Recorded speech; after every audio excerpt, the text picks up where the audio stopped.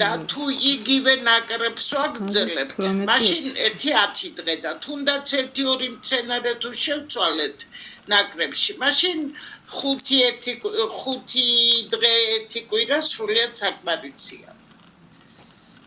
ბევრჯერ შეიძლება წლის განმავლობაში 5-ჯერ 6-ჯერ შესაძლებელია. რა არის, იცით, მართლა არსებობს ისეთი ქრონიკული დაავადებები, სულ ხელის წაწვა რო ჭირდება. მაგალითად, ნაღვევდენი საშუალებები.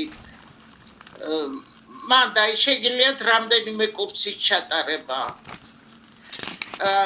თქვათ, ფარისებრი ჯირკვლისთვის კაკალი თუ კაკლის კანი თუ იქნება დამზადებული ზაფხულში არ არის სასურველი მიღება. კიდე რამდენიმე თემარეზე ჩაგაწერინეთ, რომ ოქტომბრიდან გაზაფხულამდე შეიძლება, ანუ სიგრძეში. თუ რამე ეგეთი აკრძალვები და ისენია, მე მაგას კარნახობთ ხოლმე.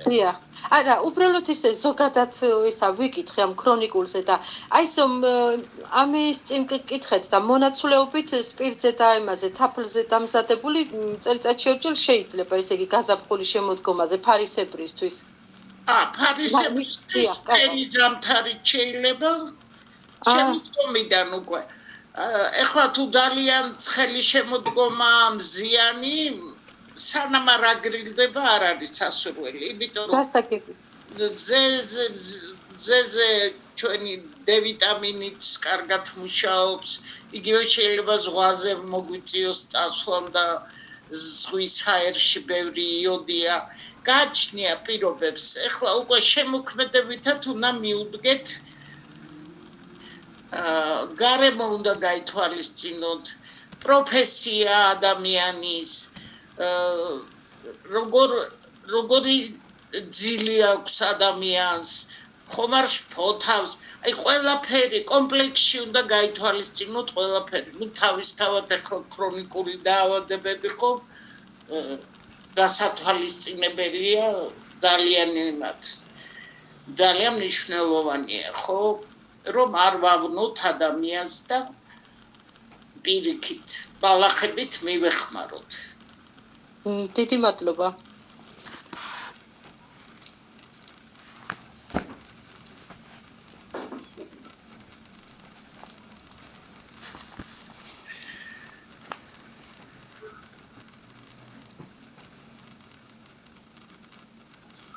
ერთი 3 წუთი კიდე დაველოდოთ შემოსასვლელია ხალხი.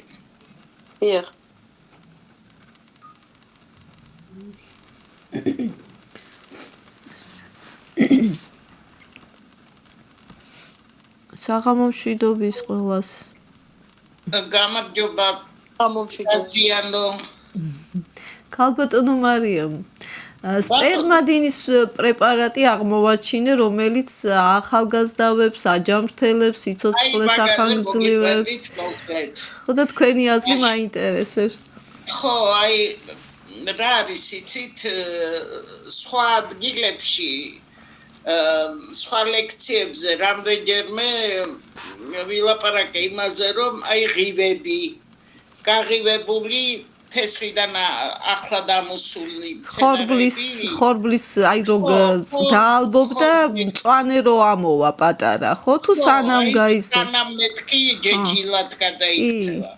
ძალიან სასარგებლოა, რომ სალათებში ვიხმაროთ, გემრიელია, შენი ხელითა დათესილი იცი რომ პირველ რიგში შეგვიძლია ნიადაგზე სულ არ დავთესოს, ბამბა შეგვიძლია თხლად გავაფინოთ, ან საშრობი ქაღალდი რომ არის, აი სამზარეულოში რომ ხმარობ, შედარებით სალფეტკი. კი, გამიღივებია ხშირად, ანუ სცენარები რომ შეიცავენ ამ სპერმადინს ვიცი, მაგრამ აი თვითონ პრეპარატზე რას გვიჩვენთ? პრეპარატზე მე ეგეთი მზაწამლებზე ვერაფერს ვერ გეტყვით. ეხლა გალენური პრეპარატები ქვია, მაგათ რომელიც რთული ქიმიურ გადამუშავებას დაწმენდას წესით იდეაში ესია. მე თვითონ ეხლა არ მიწარმოებია ან რომელიმე ფირმას ისე უნდა ენდობოდე, რომ მისი ნაწარმს გაუწიო რეკლამა. სხვათა შორის აი ლია თვალავაძე ძალიან კარგად ერკვევა, აი პირადი ურთიერთობები აქვს ქარხნებში, ფაბრიკებში ცნამყოფია, იცის რა ტექნოლოგიებია. მოდით მაგას ვკითხოთ, მაგრამ აი ჩვენ რაც შეგვიძლია ჩვენი ძალებით აი შეგვიძლია ხორბლის გარდა შეგვიძლია ბრინჯი დავთესოთ, ბრინჯის ღივები. შავი ბრინჯი შეიცავს ყველაზე მეტ, ბევრი პროდუქტი შეიცავს. ან თქვენ უფრო რეკომენდაციას ბუნებრივ პროდუქციას უწევთ. მწვანე წიტაკა, ეხლა ვისაც კუჭი არ აწუხებს. ხილი, კაკალი, ბანანი, რა ვიცი, ბევრი ის იყო მცენარე რაღაც ჩამო. ბროკოლი, ყველიც კი შეიცავს მეგობრებო.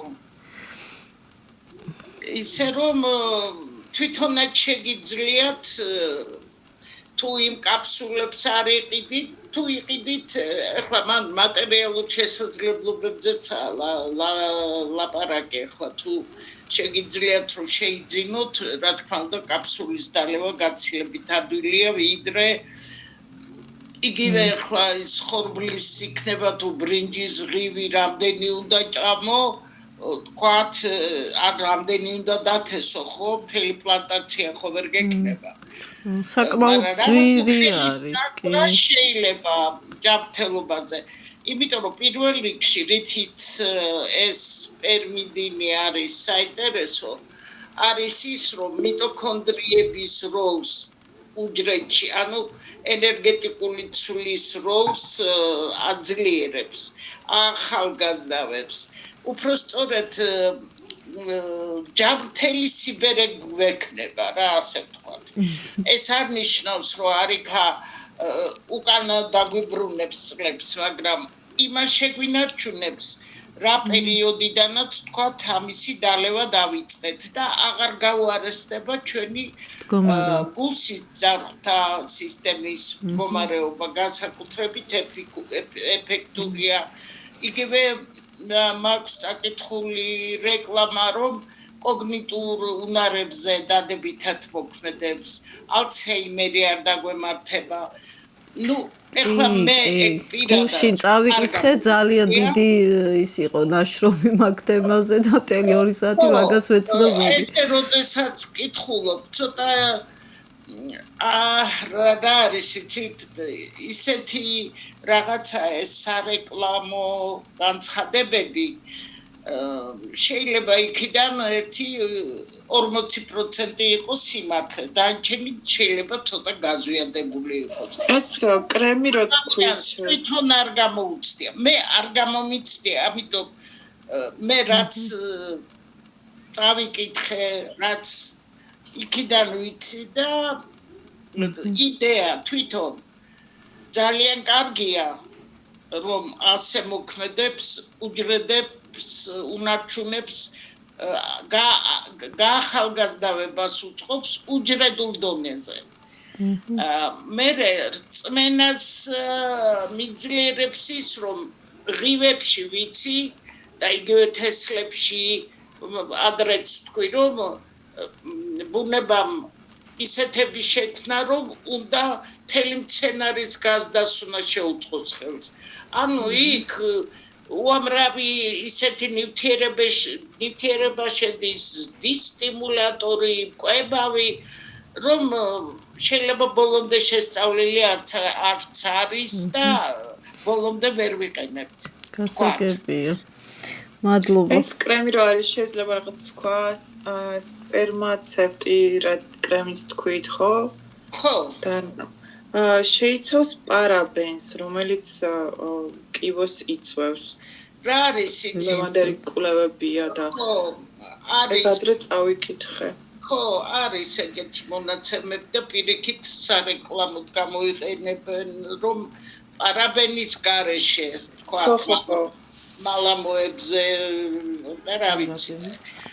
ეხლა რა არის იცით, იმდენად მცირე რაოდენობით არის და თან აი მე პირადად მაქვს მეთქი იმის გამოცდილება, რომ აი ესეთი ძველი რეცეპტით დამზადებული თბილისის რაც ჩემ თვალწინ ხდებოდა მთელი ქალები მაშინ სად იყო საშუალება რო ან ფრანგული ეხმარათ ან ასე სახში სპერმაცედზე დამზადებულს ხმარობდნენ იგივე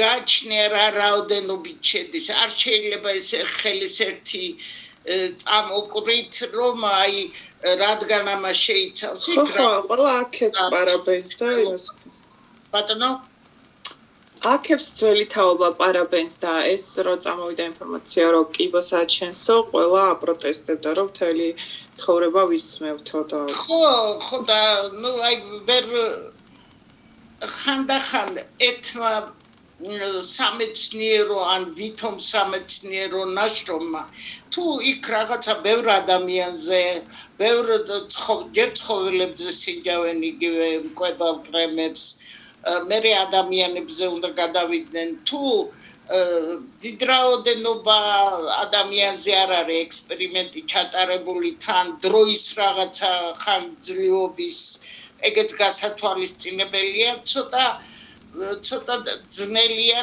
ნამდვილი დასკვნის გამოტანა ეხლა იგივე იმდენი კარგი თვისებითაა შემკული იგივე სპერმაცეტი შეიძლება თქვენ რამე ძვირიანი კრემი უცხოური იყიდოთ და არ იყოს შემადგენლობაში უბრალოდ მითითებული და რა არის იცით მაინც ყველა ეფექტურობაზე მუშაობს ხო ის კვებავი იქნება მათეთრებელი თუ ნაოჭების საწინააღმდეგო ყველა ეფექტისთვის იბრძვის ხო ეს არის საბაზრო კანონები რომ შედეგი განსაზღვრას მოთხოვნილებას ხო ესეა პირველ რიგში და ყველაზე ისეთი რეკლამა როცა შედეგი აქვს მოხმარებას აი სხვათა შორის ეხლა რო ამზადებენ ამ შინაურულად კრემებს და რო ვკითხე ამ სპერმაცევტი და იმ კაკაოზეც თუ ხმარობთ ხო არაო მითხრეს ქუათი კოლაგენი და რაღაც ესეთ რაღაცებს ურევენ უკვე ხო იცით ხო გეუბნებით ეფექტურობისთვის მართლა